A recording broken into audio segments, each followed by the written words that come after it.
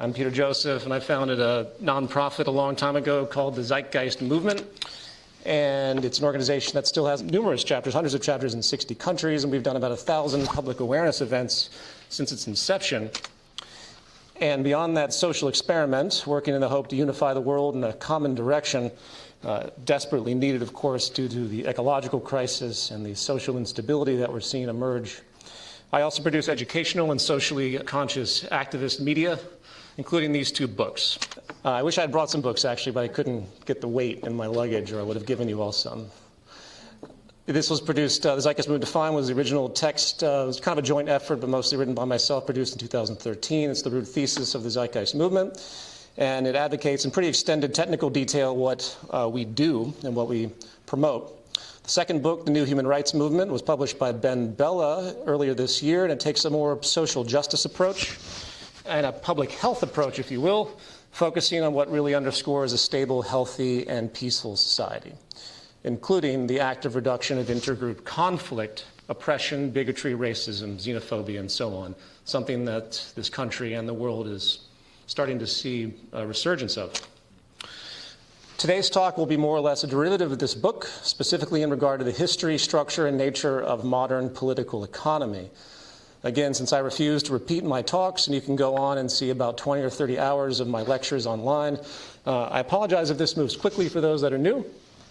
But if anything is unclear, this will be about 45 minutes or so, and I'm definitely always into questions, so make some notes if anything jumps out at you. So to jump to the work's conclusion, for the sake of clarity, the bottom line is that without the removal of socioeconomic inequality, meaning the various levels of inequity we see both domestically and internationally, as linked to economic roots, there's a serious need for concern about what the future holds. Unannounced to most, there's a strong public health argument against the existence of economic stratification and class. And by extension, this means that there is a strong public health argument against the mechanisms of our society that create this destructive imbalance, namely the market system of economics, a system that is also leading to the destruction of our habitat due to its archaic basis in cyclical consumption, perpetuating a built-in incentive to create waste, inspire more purchases to create more jobs. And when you step back and take all this in, you realize that an economy powered by consumerism, which is what it is in fact not an economy at all. A real economy, by definition, is about the strategic and efficient use of materials and means to preserve sustainability in the process of meeting human needs. Yet our system does the opposite, not only inspiring vast wealth imbalance, limiting, in fact, the well-being of 60% of the human population today in the context of relative and absolute poverty, but also in the sense that the entire system is really backwards in terms of extended sustainability and effectively earthly economic goals, a complete omission from all economic textbooks. And it's worth pointing out that this seed of unsustainability really wasn't easily to recognize centuries ago, as the process and means of production was quite manual and arduous. But since the Industrial Revolution and the introduction of mechanization and increased efficiency, increased production, I should say, because it's not really efficient, it's just the more production that we're able to increase, the tables have turned. What was once an agrarian economy that worked to meet core needs of a scarce society, generating jobs to facilitate those needs, has transformed into an economy that has become so productive that our sense of social inclusion must now be manipulated by marketing and advertising, producing a neurotic, insatiable, and materialistic culture seeking to buy, own, and accumulate simply for the sake of buying, owning, and accumulating. And without that value system, the economy wouldn't work today. So coming back to my broad point here, the current state of evolution of the market economy not only requires an insecure, immature, and selfish population, it also requires that nothing really worked too well for too long. Planned obsolescence. For true preservation, efficiency, and sustainability is really the enemy of market economics. It's the enemy of the foundation of our society. And the result, as we see, is enormous amounts of waste, pollution, and resource overshoot. And it's interesting today with all the talk about ecological degradation, climate change, biodiversity loss, and so on. Very rarely do people speak of the most important consequence of this. We're not destroying the Earth. We're destroying our future capacity to coexist peacefully and productively as a growing species. We're setting the stage for new forms of unnecessary scarcity and limitation. And this is and will continue to translate into more extreme degrees of socioeconomic inequality, reducing public health. And this increased socioeconomic inequality, as social science has long confirmed, will fuel further social fragmentation, conflict, and disorder, both domestically and internationally. I apologize if this idea is new to some of you here, as it is something I have written and talked about a great deal in the past, linking socioeconomic inequality and economics to increased violence, heart disease, mental health disorders, child abuse, loss of lifespan, and so on.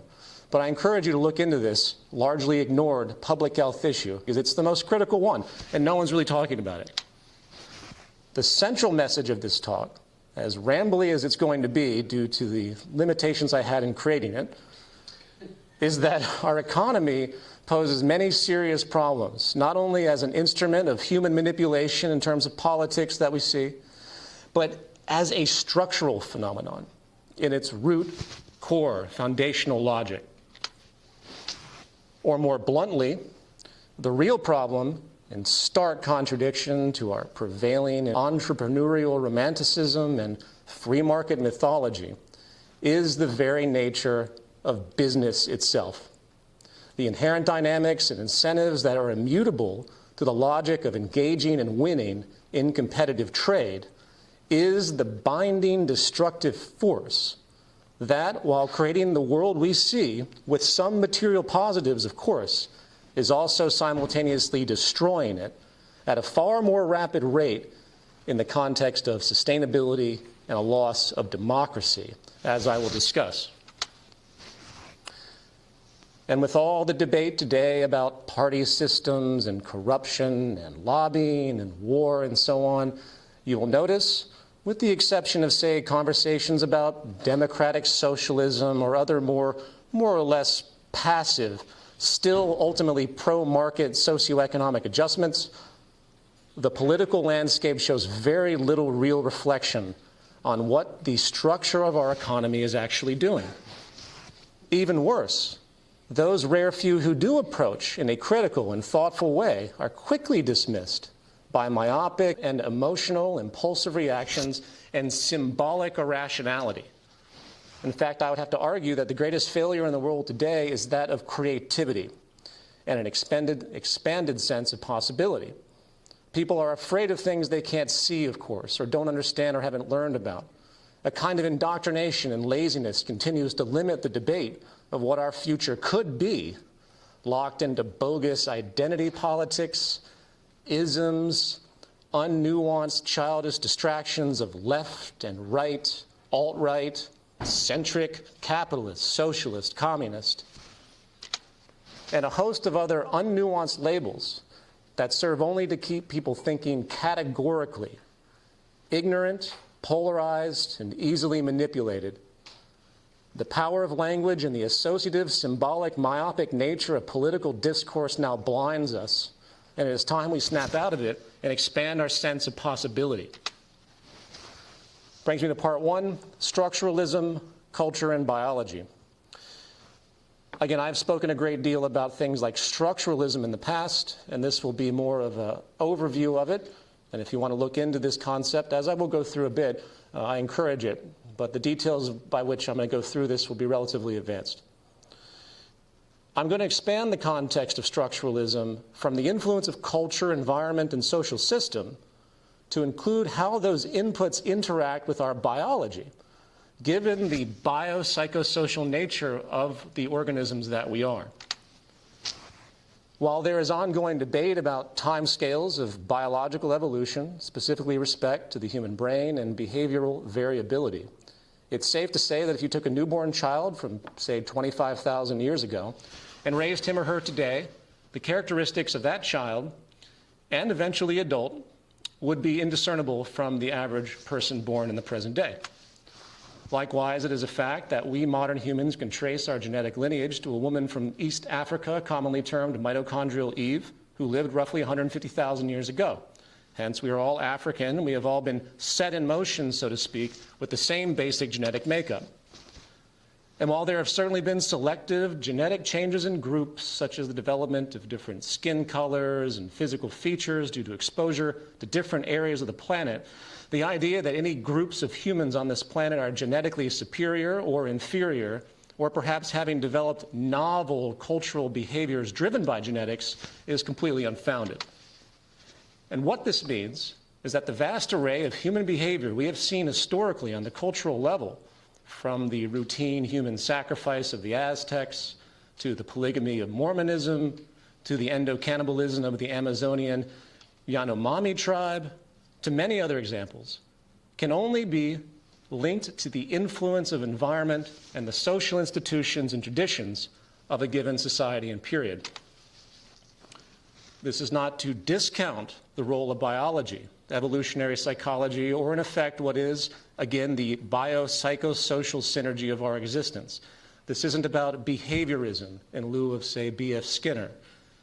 The nature of our brains and our genetics have an integral role in all outcomes of behavior on some level, but they are not actively deterministic influences when it comes to the phenomenon of culture. Sorry to drill this in. Pop society loves to separate nature and nurture, or more accurately, genetics and environment. Yet biological evolution is also a kind of molding of our genetic makeup through natural selection, which basically started with a single-cell organism some 3.5 billion years ago. The complexity of your form, who you are physically, is really an environmental outcome. And with this kind of genetic Play-Doh that's been utilized since the single-cell organism, and it's evolved through environmental interaction into the complex organisms we are today, driven by environment. Now, the reason I bring all this up is because one outstanding myth that leads to a set of other myths we have in support of the way the world is that society reflects our immutable human nature, as if in the long term our nature can be called fixed. It's a legitimizing, establishment-preserving myth. For if society is a reflection of our immutable human nature, well, guess what? There's no reason to attempt to change society. We see this worldview throughout recorded history, to one degree or another, especially in the realm of political economy and philosophy. In fact, I am unaware of any historically recognized political or economic theorist that didn't propagate the false notion that humanity's apparent brute, selfish, and competitive nature was simply an immutable law of our existence and something to be dealt with. For example, Thomas Hobbes, considered the father of political philosophy, famously proposed that humanity's state was one of war. Therefore, he implied, in fact, that a dictatorial sovereign power and hierarchy was actually needed to oversee and control society. When Charles Darwin came along with his theory of evolution, his survival of the fittest notion was quickly bastardized, distorted to support elitism, oppression, and dominant power.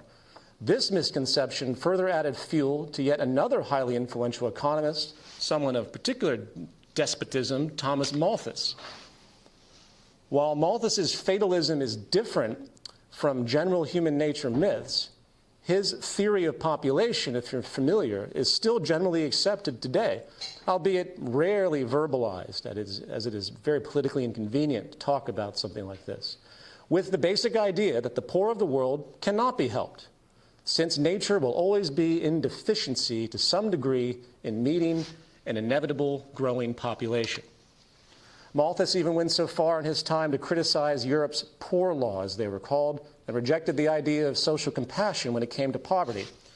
He stated, "To act consistently, therefore, we should facilitate, instead of foolishly and vainly endeavoring to impede, the operations of nature in producing this mortality.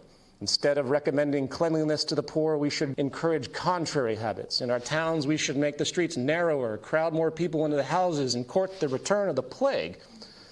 In the country, we should build our villages near stagnant pools and particularly encourage settlements in all marshy and unwholesome situations. But above all, we should reprobate specific remedies for ravaging diseases, and those benevolent but much mistaken men who have thought they were doing a service to mankind by projecting schemes for the total extirpation of particular disorders. As an aside, I wish to point out that much of the world as it exists today begins to make a whole lot of sense when you consider the influence of Malthus, who was probably one of the first world economists, the British East India Company, coupled with the haphazard conception of social Darwinism. Whether noted in public policy or not, this overall worldview is clearly in the general philosophy, the back pockets of big business and world governance, justifying continued inequality, social dominance, oppression, rampant poverty, and the vast, direct, and structural violence inherent to our economic system. Once again, from the inherent dynamics incentives of an economy based on scarcity and trade strategizing dominance, which I'm going to expand upon in the next section, trade strategizing dominance, I want that phrase to stick with you guys. This Malthusian, socially Darwinistic perspective is a significant reason why we have seen very little real progress in the developing, poverty-stricken, and disease-laden nations today, or even in the relative poverty and homeless crisis we see in the affluent nations. I'm sorry to say it is an unspoken yet ever-present value system and mindset that the poor should suffer and die, and the rich should live and prosper. And it is this manifest structural violence that kills more people than all the wars, dictators, and plagues combined. Estimates put this death toll at about 18 million a year due to socioeconomic inequality. That's numerous Holocausts a year. That's more than communism claimed to kill in a century in 6 years, due to socioeconomic inequality and poverty. Meanwhile, 5 people today have more wealth than the entire 50% of the world. So, tangent aside, and returning to my central point regarding biological determinism, culture and the various naturalist myths appeal to nature fallacies we find that preserve the status quo, show through cognitive neuroscience and other studies, prove there's no reason to assume that there's any kind of predominant, competitive, acquisitive, narrow self-interest, in-group, out-group, bias, society, propensity, which is some law of nature. In the same way, there is no reason to conclude poverty is a social inevitability. The human mind is an extremely powerful and flexible system when it comes to behavior. It can be an organ of thoughtfulness, compassion, extensionality, and collaborative incentive, as evidenced by the later stage development of our frontal cortex, or it can be an organ of fear, hate, selfishness, and domination, as evidenced by our older, lower, so-called reptilian areas, such as the amygdala and limbic system. And when you combine the power of culture, the fact every word I'm saying has been taught to me, the fact that I'm an amalgamation of everything that I've been born into, the fact that I'm not wearing a Victorian gown right now, is because I've learned through this society the way I should be, or in the sense of the feedback system, the way I will end up invariably being because of my exposures to the environment. And you combine this force with the variability you see in our mind and in biology as proven by cognitive neuroscience, and this is my point, we realize a kind of dynamic structuralism that very much underscores and controls what we call our consciousness or free will. And we can't expect to change our society or civilization without understanding ourselves, what influences us, and our shared biological reactions. This mythology that we are strong, individual, rational human beings walking the earth with complete conscious control is a myth, as paradoxical and complex as that is to say to yourself, because your brain is telling you something different all the time. Now, stepping back, I first heard the term structuralism used by Johan Galtung of the Gandhi Institute. As a scholar of Gandhi, he had this to say, which I think is an insightful qualification. Gandhi saw conflict in the deeper sense as something that was built into social structures, not into the persons. Colonialism was a structure, and caste was a structure. both of them filled with persons performing their duties according to their roles or statuses. The evil was in the structure, not in the person who carried out his obligations. Exploitation is violence, but it is quite clear Gandhi sees it as a structural relationship more than the intended evil inflicted upon innocent victims by evil men. It's a deeply thoughtful and compassionate and systemic type of perspective, dramatically limited in the modern world. The profoundness of this, that we humans can become subservient to social institutions and systems, takes a while to sink in. To believe this is to admit to yourself that depending on the nuances of your biology and social condition, you can effectively be manipulated by larger order forces beyond your control. And most people's egos, once again, have a very difficult time with this idea, as it contradicts, again, everything that your experience is telling you.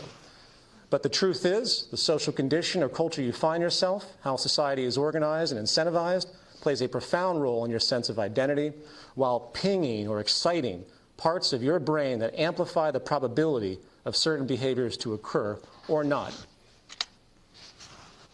If you generate a social structure that creates a culture of insecurity and fear like we have today, you're going to excite older parts of the brain, the limbic system, that compound what are in effect primitive, old primate reactions, such as competition and violence, apathy. In contrast, if you have a structure that creates a sense of safety, fairness, justice, security, you will bypass primitive brain reactions and excite areas of the mind related to higher order intellectual functions, leading to a strong sense of trust, social capital, collaboration, empathy, and so on. In fact, this structuralist perspective forces us to rethink our ideas of morality and ethics. The conclusion is that morality and ethics can really only follow from the social or environmental condition and are, in fact, painfully subjective from the standpoint of history. And if you need evidence of that, think of the countless soldiers raised by wonderful church-going families who never had a violent bone in their bodies, who, sanctioned by their government, are incentivized by some abstract external threat and are willing to murder other human beings that they have never met in the military. Or perhaps consider the numerous studies done by people who have been tested for their sense of responsibility or lack thereof, such as the Milgram experiment, the shock experiment, I suspect some of you have heard of. They're incentivized to hurt others under the protection that it isn't really their fault because they're just following orders. Or perhaps the Rwandan genocide of 800,000 Tutsis in a 4-month period, all sanctioned by government and propagandized media, creating a vicious period of mass hypnosis, in effect, that was based on a kind of distorted class war that didn't actually even exist. So I hope my point is clear. You're not an individual in any technical sense. We are all deeply vulnerable to the social structures, dominant institutions, and culture that invariably guide our perception and accentuate and attenuate aspects of our brain chemistry. And since we can't change our brains in biology, at least in the short term, at least not now to any relevant degree, someone could debate transhumanism and things like that, this means that we're left with one real option. If you want to change human behavioral patterns and the institutions that are political, economic, and philosophical, you have to change the structure we find ourselves. Or better yet, to use a medical term, you have to change the social precondition. And the most powerful precondition ever present in our lives will be found to be the economic structure, as I'll explain in the next section. Part 2, origins, power, class, and inequality. In this section, I'm going to go through the history of our economy, where it came from, and the core attributes that define it.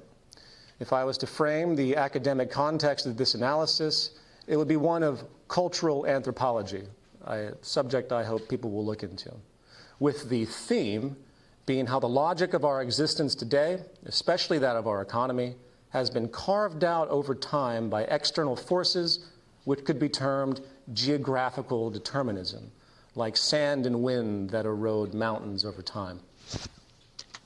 Roughly 12,000 years ago, the human species transitioned from nomadic hunter-gatherer societies, tribes foraging and hunting with no agricultural skills, to farm-cultivating settled societies. This was termed the Neolithic Revolution. In form, this change marked a kind of technological shift. Like the advent of mechanization and the Industrial Revolution, this development of agriculture was basically the application of new technology, as primitive as it seems. I point this out because it's worth noting that the most influential characteristic of a civilization is the kind of technological means it has and how it's applied. When very large-scale changes in applied technology occurs, human culture and behavior tend to change as well. Before the Neolithic Revolution, as corroborated by numerous anthropologists studying both existing and historical hunter-gatherer societies, small bands and tribes operated without money or markets. They were egalitarian. In fact, 99% of human history had no money or markets, by the way, with no economic dominance hierarchy. It's also well established that they had much less violence and certainly no large-scale warfare. And while modern culture would gawk at the seemingly crude and minimalistic reality of hunter-gatherer life today, it's thoughtfully argued that there really existed a kind of minimalistic affluence, a simplicity that was accepted and made people happy. A unique distinction because it really challenges what we think of today as progress and social success, which unfortunately is so deeply tied to material progress. To highlight this contrast, here is a quote by anthropologist Marshall Salins. To accept that hunter-gatherers are affluent is therefore to recognize that the present condition, human condition, of man slaving to bridge the gap between his unlimited wants and his insufficient means is a tragedy of modern times. Modern capitalist societies, however richly endowed, dedicate themselves to the proposition of scarcity. Inadequacy of economic means is the first principle of the world's wealthiest peoples. The market industrial system institutes scarcity in a manner completely without parallel, where production and distribution are arranged through the behavior of prices, and all livelihoods depend on getting and spending. Insufficiency of material means becomes the explicit, calculable starting point of all economic activity. I'd like to highlight this notion of a society based upon scarcity, because I'll be returning to that in a moment. It's a very critical theme. In modern terms, hunter-gatherers basically had a gift economy, as we'd call it today, where they shared with no direct expectation of reciprocation. There are even modern stories of outsiders being given handicrafts from existing hunter-gatherer tribes, only to feel the need to give something in return, as many in our market, effectively agrarian-based cultures do. This reciprocal behavior was considered offensive by the tribe, as they felt the exchange was a refusal of friendship. British anthropologist Tim Ingold highlights that the difference between giving and exchange has to do with a social perception based around autonomous companionship versus involuntary obligation. He states, clearly, both hunter-gatherers and agricultural cultivators depend on their environments. But whereas for cultivators, this dependency is framed within a structure of reciprocal obligation, for hunter-gatherers, it rests on the recognition of personal autonomy. The contrast is between relationships based on trust and those based on domination. I'm going to read that final part again. The contrast is between relationships based on trust and those based on domination. This is a subtle but powerful distinction. Cultivator society, which almost always is a market society, generates a social perception not based upon mutual concern, but rather trade strategizing dominance, gaming for survival. So in short, the Neolithic Revolution set in motion the core framework of the modern world: settlement, property, protection, labor specialization, trade, governance, capacities for war, and so on. Each one of these characteristics was born out of the natural logic based upon the new settled and producing paradigm, hence the geographical determinism translating survival requisites into eventual tradition. We also get the formation of a culture that learns to perceive life through this scarcity and protectionist worldview. And given disproportionate labor skills, means, and the unequal benefits of certain geographical features, capital, the outcomes of inequality, competition, and mass conflict were simply inevitable as this evolution continued. In turn, ever-hardening values around competitive self-interest manifest, with these psychological gravitations extending into sociological ones, forming social structures, institutions, and customs derived from the scarcity, competitive, and protectionist worldview once again. Again, all this was set in motion by the geographical determinism of the Neolithic Revolution. Now, some may ask, why couldn't it have gone another way? In this book, Man's Rise to Civilization by Peter Farb, he describes numerous cultures that were, in fact, agrarian, that lived very, very differently and very egalitarianly. So why couldn't it have gone another way on a large scale? If people realize they have disproportionate skills in different regions of different qualities, why didn't just a larger, more communal, connected society form based upon the original hunter-gatherer value system and principles? Because hunter-gatherers didn't just have a natural sense of egalitarianism per se, they actually actively preserved their egalitarianism. It was called reverse dominance hierarchy by some theories, and they worked against anyone that did rise up and start to pollute the community with overt self-interest. It was an active recognition in hunter-gatherer society. Well, as I said, historically it did go the other way in rare cases. We have knowledge of agrarian First Nations people and indigenous populations that, due to the small size of community and the benefits of their region, effectively surplus, they did not fully succumb to this overt competitive scarcity-based dominance outcome. But those are exceptions to the rule. And the very fact that most of those cultures are now extinct today shows the power of the underlying framework of the survival mechanism set in motion. In the words of neuroscientist Robert Sapolsky, hunter-gatherers had thousands of wild sources of food to subsist on. Agriculture changed all that, generating an overwhelming reliance on a few dozen food sources. Agriculture allowed for the stockpiling of surplus resources, and thus inevitably the unequal stockpiling of them, stratification of society and the invention of classes. Thus it has allowed for the invention of poverty. So to summarize for clarity, since the Neolithic Revolution, we've had a process of economically driven cultural adaptation built around the survival requisites of the relatively new, settled agrarian paradigm. The evolution of post-Neolithic culture was self-guided by systemic environmental pressures and survival inferences, geographical determinism, common to the natural dynamics of the new mode of production. This gave birth to dominance-oriented incentives, values and protections, evolving patterns of conflict, hierarchy, elitism, and disproportional allocation of physical and social resources. To translate in terms of modern political economy as we know it, you thus have the basis of property, ownership, capital, means of production, labor specialization, jobs, regulation, government, and protection, law, police, military. In other words, you have grounds for what is now the ultimate mechanism of survival, the market system of economics, to which all of these aspects are actually intrinsic and immutable, despite the utopian ideals and abstractions of libertarians and those effectively basking in the sociopathic free market delusions of Ayn Rand. Pick up any introductory textbook on market theory and you'll notice the rationale of the market's very existence starts with one fundamental premise. Resources and means are scarce. There's no qualification other than that. It doesn't matter if you're a billionaire, these people still have the mindset of operating as though they're poor, at least in terms of how they work and engage trade with others. Very little compassion is shown in the act of competitive trade from billionaires. In fact, as social studies have shown, psychological studies have shown, it actually gets worse the more money they get. And from this premise, resources and means are scarce. The architecture of not only the economy, but of society itself has been derived. I call it the root socioeconomic orientation of our world. Root socioeconomic orientation. It justifies brute competition, narrow self-interest, elitist hierarchy, inequality, and oppression.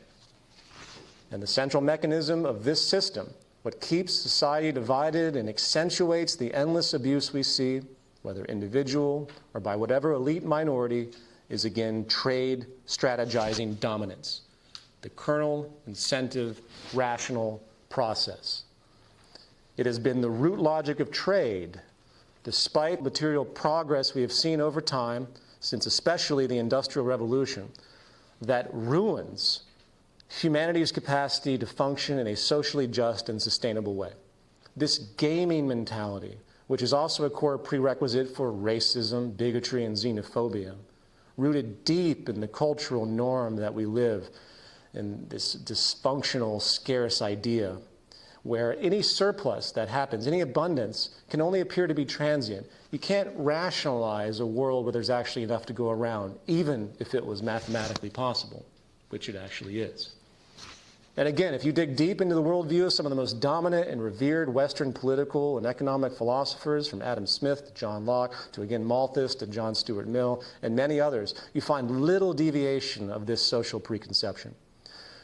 One that says it is natural for us to fight, because that's just the way it is. In the words of John McMurtry, this tendency prevails from the continental rationalists on.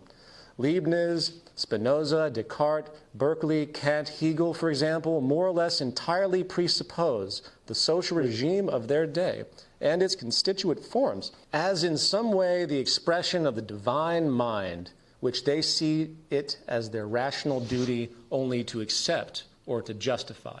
It's the climate of opinion. Part 3, the state, democracy, and fascism. So, if global society as we know it has undergone a systemic unfolding from the Neolithic Revolution, what can we learn about the nature of government within this unfolding and climate? Well, first, we see that government actually proceeds from the economic premise of a society and not the other way around. It is the preordained economic mode of society that decides what government is, what it does, and where its loyalties reside. If you examine historical variations of social systems, historical capitalism, communism, socialism, feudalism, mercantilism, and so on, and you'll notice I said historical and not theoretical, you realize that the governing architecture of those systems serve to protect and perpetuate the prevailing economic and class structures that ultimately define them. Feudalism, for example, was a structure based upon land ownership, the means of production, labor, and class interdependence, going from the peasant up to the king. Capitalism, in contrast, is based upon dynamics of private property, buying and selling and ownership, and the mechanism of ownership and wealth translating into power and control. Here's a quote by Australian economist John C. Wood, who is a scholar of a sociologist that I often recommend named Thorstein Veblen. And I think this summation of Veblen, who is extremely verbose and rather complicated to read, gets to the heart of what we're facing in terms of the structure of government within capitalism. He states, Veblen wrote extensively and insightfully on the relationship between capitalist government and the class struggle. For Veblen, the ultimate power in the capitalist system is in the hands of the owners because they control the government. The government is the institutionally legitimizing means of physical coercion in any society. As such, it exists to protect the existing social order and class structure. This means that the primary duty of government is to enforce private property laws and protect the privileges associated with ownership. Veblen repeatedly insisted that modern politics is business politics. The first principle of a capitalist government is that, to quote Veblen, the natural freedom of the individual must not transverse the prescriptive rights of property. Property rights have the indefeasibility which attach to natural rights. The principal freedom of capitalism is the freedom to buy and sell. The laissez-faire philosophy dictates that, to quote Veblen, so long as there is no overt attempt on life or liberty to buy and sell, the law cannot intervene, unless it be in a precautionary way to prevent prospective violation of property rights. Thus, above all else, to quote Veblen again, a constitutional government is a business government. In a detailed 2014 study conducted by Professors Martin Gillens of Princeton and Benjamin Page of Northwestern University concluded, in their extensive study, which I recommend you read, the preferences of the average American appear to have only a minuscule, near-zero, statistically non-significant impact upon public policy. The research has concluded that lawmakers' policy actions tend to support the interests of, guess what, the wealthy, Wall Street, and big corporations. And what stuns me is that many in America act like this is some anomaly, as though the U.S. government and in effect the governments of the world, because this system is just existing on at different stages and levels of incorporation in every country, haven't always been driven by financial business interests since inception, as though society wasn't set to favor the wealthy minority and business elite freedom to begin with. James Madison, the father of the U.S. Constitution, as he's referred, made it very clear in the Federal Convention of 1787 as to why the Senate was to be created. He stated, there ought to be so constituted as to protect the minority of the opulent against the majority. The Senate, therefore, ought to be this body, and to answer these purposes, they ought to have permanency and stability. Madison had a unique perspective on what he considered majority and minority interests. And if you read his work in the Federalist Papers, it's very unique to see how the language is used, because ultimately there is a fundamental elitism, which is often interpreted as against special interest minorities, but actually goes the other way. And I hope people understand that when you really look at the foundation of America with all of its pluses, it really had no interest in the resolution of class differences, and ensured, as it remains today, that disproportionate support and power is given to the opulent, rich minority. They knew that a true democracy would force a vast redistribution of wealth, since, of course, the vast majority historically have always been poor. In fact, it should be a fairly obvious feature of all national governments that this kind of protection of the rich is structurally secured through government policy. And if there is any catchphrase that I am so tired of hearing, it's this thing that people say about getting money out of politics. What? First, while it may seem morally sound, it's extremely idiotic in principle, given how the world operates. In a world where everything is for sale, in a world where gaming through trade and trade strategizing dominance is the prevailing ethos, it's the most dominant mode of, in fact, communication in the process of our society. Why should government be off limits? Why not buy legislation? In fact, if we're to be consistent as a society, it's actually poor form to object at all to this reality of lobbying and political special interests. We should let the Koch brothers buy and run America. Why not? It's the purest and most natural outcome suggested by this system, for the billionaires to run everything, which is what this system assumes, its natural gravitation, and you're never going to stop the force of financial and business power as long as our society is grounded in the way it is.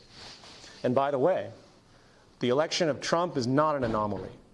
It's just another step toward the natural gravitation that our system generates, a world again run by rich monarchs. And to some degree or another, it has always been this way since, again, the Neolithic Revolution. So needless to say, when it comes to the true nature of our system, the very idea of any kind of effective democracy becomes increasingly illusory. The system simply isn't designed to cater to the well-being and democratic control of the general majority. Rather, it is designed to facilitate the affairs of business, and most of all, the protection of big business, which are naturally the dominant interests in the revolving door of government. Put another way, the system is fundamentally fascist. This is a book by Robert Brady called Business as a System of Power. It was written in 1943 in the heat of the Second World War. It is a comparative study of a number of nations, including fascist Germany, Japan, Italy, and others. And it links the root structure and incentive of businesses, by the way, which loved the fascist institutions of this time, to the rise of fascist controls historically, specifically in that period, which was very unique in terms of history.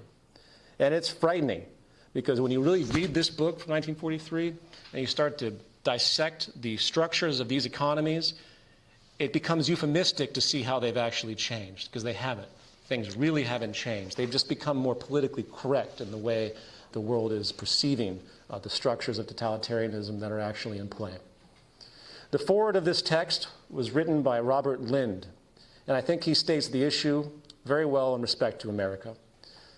Thus, political equality under the ballot was granted on the unstated but factually double-locked assumption that the people must refrain from seeking the extension of that equality to the economic sphere. In short, the attempted harmonious marriage of democracy to capitalism doomed genuinely popular control from the start. And all down through our national life, the continuance of the Union has depended upon the unstated condition that the dominant member, capital, continue to provide returns to all elements in democratic society sufficient to disguise the underlying conflict in interests. Sufficient to disguise the underlying conflict in interests. The crisis within the economic relations of capitalism was bound to precipitate a crisis in the democratic political system. Part 4, the new human rights movement. The solution to a world at war with itself and at war with the environment is to change again the social precondition, from one that emphasizes scarcity, competition, and hierarchical dominance to one that emphasizes and incentivizes effectively the exact opposite. Since the Industrial Revolution, humanity has been handed a gift to change course in a completely different direction, with the option to create, in fact, a strategic and sustainable abundance to meet the world's needs, a phenomenon Buckminster Fuller called ephemeralization, or what Jeremy Rifkin refers to more technically as a more with less phenomenon. As time moves forward, we're able to do more and more and more with less and less and less. What that means is that we can create an increased abundance without heavy impact on society. They move in contrary patterns now, as abstract and odd as that is to realize. If strategically utilized, this pattern, if we adjust our society, adjust our economy, will put to rest the dysfunctional social system that is based on the exploitation of scarcity and other human beings. Now, due to a lack of time in the preparation of this, as I mentioned, it's not the scope of this talk to delve into the subject of what a new economic precondition or how to get there. That's detailed in my book, and this slide right here, this figure, is a brief summation of the types of transitions that the world needs to see, all of which are actually happening now. And I'm not here to plug a book, but I do encourage anyone that wants to think about this particular subject to read that section of it. So in conclusion, I do want to state that the new human rights movement has the following 4 realizations before anything can actually change. Number 1, the structuralist realization that the most detrimental social patterns existing today are sourced to a flawed economic orientation. Number 2, these resulting detrimental social patterns include socioeconomic inequality as the core public health threat. Socioeconomic inequality is the precondition for a spectrum of other problems, also linking to unsustainable negative externalities produced by the market: resource overshoot, biodiversity loss, climate change, endless pollution, destruction of the oceans, and so on. Adjusting away, number 3, adjusting away from this flawed economic orientation and seeking to reduce socioeconomic inequality and generate environmental sustainability means shifting focus to maximize economic efficiency through strategic, systems-based technical design, something I haven't had a chance to get into, but that is what the secret of economic efficiency is. It's design. This will reduce scarcity, reduce inequality, and reduce the environmental footprint. It will also better harness ephemeralization, as I mentioned, moving us closer to what could be called a post-scarcity abundance or a post-scarcity society. That's not a society where there's an infinite amount of everything. It's a society where people are actually focused on creating enough for everyone, as opposed to exploiting the fact that people don't have things. Number 4, accomplishing this transition will require both creative initiative and activist initiative. The creative initiative has to do with developing the efficiency-enhancing systems that will compose the new economic mode. The activist initiative has to do with strategic pressure and demands placed upon the existing power structure, effectively coercing change from the bottom up, because none of this is going to come naturally. It is antithetical to the culture that's been created in the dominant class.